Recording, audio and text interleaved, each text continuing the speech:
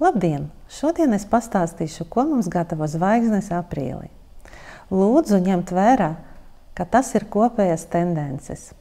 Cik liela mēra tas attiecas uz jums, jāskatās jūsu individuālajā kartē. Mēneša sākuma ir divas aktīvas zīmes – Zivis un Auns, jo tieši šeit būs visvairāk planētu. Zivis atradīsies Mārs, Saturns, Venēra un Neptūns. Pie tam ļoti interesanti, ka Venēra un Neptūns būs savienojumā. Tas ir stāvēs ļoti tuvu viens otram. No 1. līdz 8. datumam tas ir ļoti labvēlīgs laiks radošiem cilvēkiem, māksliniekiem, vai arī, ja jūs plānojat uzsākt kādas jaunas mācības, varbūt gleznošana vai mūzika, tas būtu īstais laiks. Zivis Venērai ir īpašs stāvoklis, eksaltācija. Tai piemīt ļoti dziļš jūtīgums, sava partnera dziļāka izpratne. Šeit Venēra ir mīloša, rūpīga, atsaucīga. Kā es jau teicu, kad viņa tikko iegāja zivis, baudiet šo laiku ar saviem tuviem cilvēkiem. Neptūns zivis ir pārvaldnieks. Viņš šeit ir izpaudīsies ļoti korekti. Dos tieksmi uz augstākiem ideāliem, uz harmoniju. Dos spēcīgu intuīciju. Ļoti labs savienojums. Vēl, kā šeit būs interesants, ka 7. datumā atvērsies augstākais zodiāks starp zivīm un aunu ar nosaukumu Pulkstenis. Ļoti īpaša diena, kad var strādāt ar laiku, laika līniju un dažādiem cikliem. Pie tam ļoti zīmīgi, ka tas notiks tieši pirms Saules aptumsuma, kas notiks 8. datumā. Labs laiks, lai kārtīgi pastrādāt ar pagātni, ar tēmām, kuras nav noslēgtas. Tepat zivis visu mēnesi vēl uzturēsies Mars. Kā es jau stāstīju iepriekšējā video, Marsam šeit nav omulīgi. Kā zināms, uguns un ūdens stihijas īsti negrib savienoties. Marsam šeit nav agresijas. Te visa aktivitāte notiek iekšā. Ir tieksme sevi labāk iepazīt, tieksme darboties individuāli, nevis kolektīvā. Gribas spēks būs izteikts tikai tad, ja būs ticība. Ticībā kādai idejai, mērķim vai cilvēkam. Tepat zivis atradīsies vēl Saturns, kurš kārtos visus dzīves aspektus zivīm. Bet pārējiem mācīs iziet pie mērķiem, sataustot tos, kā arī sakārtot visu savu iekšējo pasauli. Kā zināms, aprīlis tradicionāli skaitās Auna mēnesis, jo tieši šeit lielākoties atrodas Saule. Tāpat arī šogad Saule ap Auna atradīsies līdz 20. datumam, un tikai tad pāries Vērsi. Kamēr Saule būs Aunā, būs jūtama aktivitāte un enerģija, daudz spēka, gribēsies būt aktīvam, enerģiskam, un kad ieies Vērsi, Saule kļūs apdomīgāka, racionālāka, vairs nebūs skriešanas pēc. Tātad Saule Auna mums dos aktivitāti, Mars zivis piebremzēs darbības, bet kas notiks ar mūsu domāšanu, ar mūsu komunikāciju? Par to ir atbildīga planēta Merkurs. Tas atradīsies arī Aunā, un te Merkurs mēdz būt ļoti aktīvs, bet jau 2. datumā viņš paliks retrogrāds un būs šajā statusā līdz 25. aprīlim. Nevar teikt, ka šis radītājs ir ļoti kritisks. Tomēr šajā periodā var būt neprecizitātes dokumentos vai arī kādi kavējumi. Pilnīgi jaunu kaut ko uzsākt nebūtu vēlams, bet turpināt iesākto var droši. Protams, šajā gadījumā ļoti svarīgi zināt, kāds Merkurs ir tieši jums. Jo, ja viņš jūsu individuālajā kartē ir retrogrāds, tad šis laiks būs jums labvēlīgs. Ja nē, tad jums vairāk nāksies sastapsties ar neprecizitātiem un domstarpībām.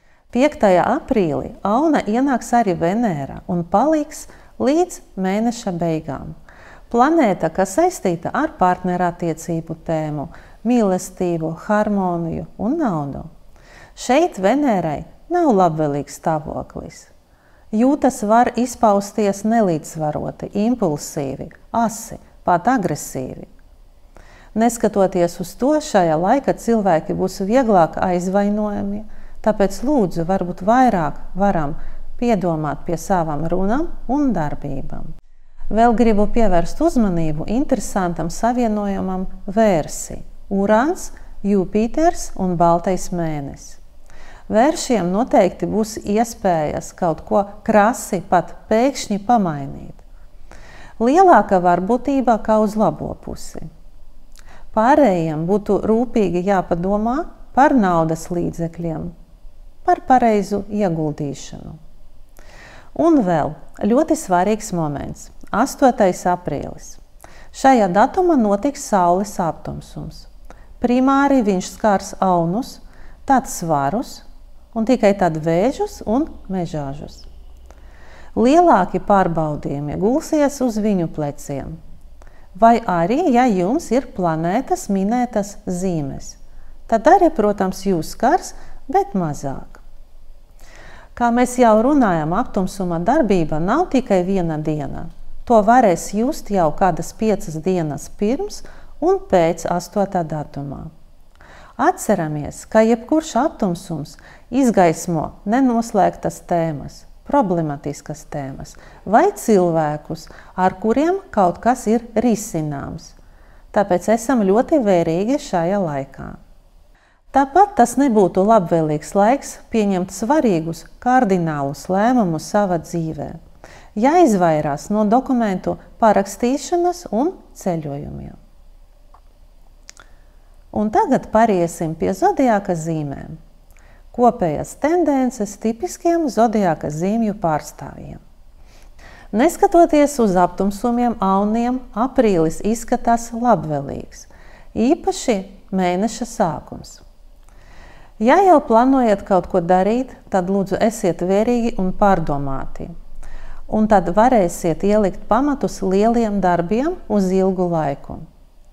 Mēneša beigās jāuzmanās no manipulācijām no tuviem cilvēkiem.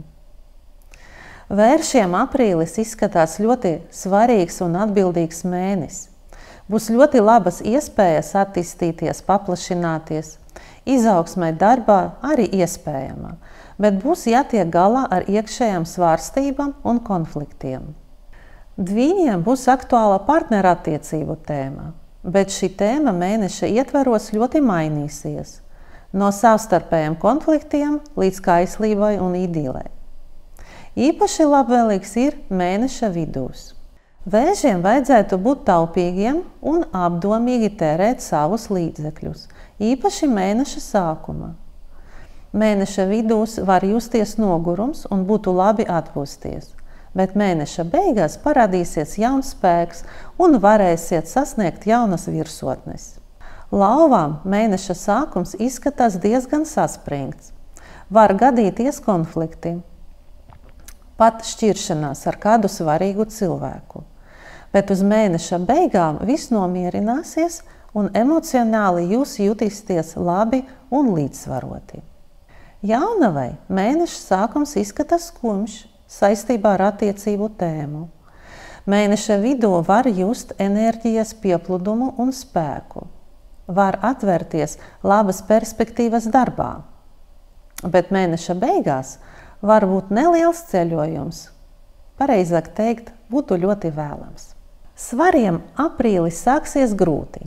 Tieši pretēja zīme notiks aptumsums, līdz ar to viņi arī varēs saskarties ar sarežģījumiem. Mēneša vidū gaidāmas romantiskas attiecības un beigās var veltīt profesionāliem sasniegumiem. Skorpioniem aprīlis arī izskatās sarežģīts. Var būt iekšējas nesaskaņas, pastāv varbūtība arī slimībai. Mēneša beigās viss sakārtosies, un jūs veiksmīgi tiksiet galā ar visām grūtībām. Strelniekiem mēneša sākuma būtu labi sevi kontrolēt un pat nedaudz apturēt savas aktīvas rīcības. Bet jau ar mēneša vidū būtu labi izpausties un atvērties ar pilnu spēku un iespējām. Labi uzsākt kaut ko jaunu un globālu. Mežāžiem mēnesis izskatās ļoti miermīlīgs, bez īpašām grūtībām. Šajā periodā būtu labvēlīgi atpūsties, pavadīt laiku ar ģimeni. Var paņemt kādas relaksējošas procedūras, bet kopumā mēnesis ir ļoti labvēlīgs. Ūdensvīriem mēnesis izskatās aktīvs, vairāk izklaidējošs. Iespējams, ka jūs piedalīsieties kaut kādos pasākumos, tad baudiet šo laiku. Sarežģīts mēnesis izskatās zivīm. Sarežģījumi gan veselības jomā, gan attiecību jomā. Būs jūtama saspiešana, viena no Saturna izpausmēm, kas šeit iekārtojas uz ilgu laiku un mēģinās visu izveidot pēc augstākām prasībām. Tāpēc lielu pacietību zivīm. Un ja jums vajadzēs no kaut kā šķirties, dariet to bez nožēlas, jo viss, kas notiek, notiek uz labu. Īpaši, ja to kārto Saturns. Tas vienmēr būs atbilstoši liktenim. Šodien tas ir arī viss. Paldies, ka skatījāties!